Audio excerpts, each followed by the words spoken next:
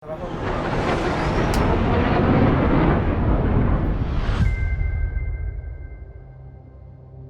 exploits are legendary. I understand that you have the fear of flying, and you don't have this sequence of flying, and at the end you flew with Tom. I'm also curious about your scene in the boat, because it's a hard scene. It's tough. It was a little challenging, but that's okay. I like a challenge. And Penny is a really good sailor.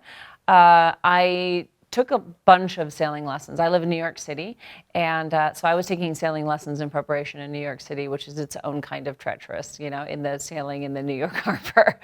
I felt like it was like trying to learn how to drive on the Autobahn. There's a lot of stimulus.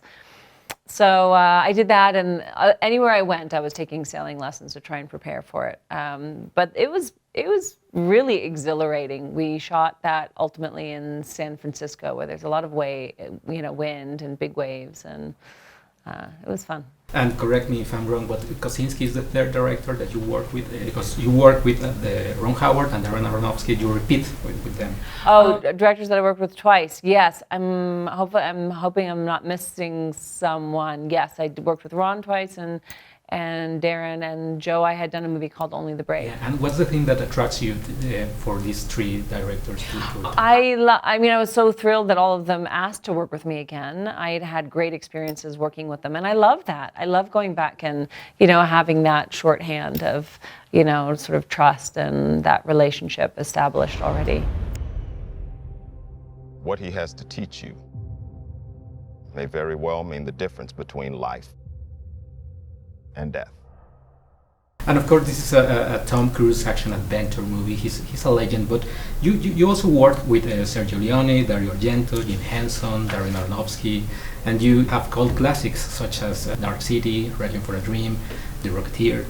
You're an icon also. So how do you feel, in retrospective, how do you feel about your own career? I never think about it in that way, to be honest with you. Yeah, I don't think about it in that way, but I'm really, I mean, that movies like, some of them are special, I think, special to me, and I've noticed over the years that they've been special to other people, like Labyrinth. I have a lot of people talk about that. Jim Henson that's down to Jim Henson, he was, and David Bowie deserves credit too. They're both extraordinary artists.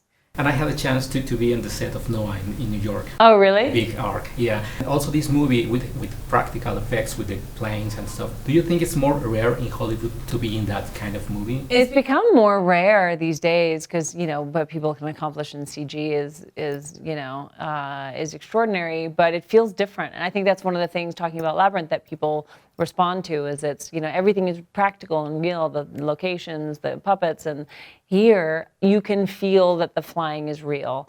And it's incredible what they've managed to accomplish in the years between the original and now, because the flying in the original movie I thought was wildly impactful, but it's just another level here.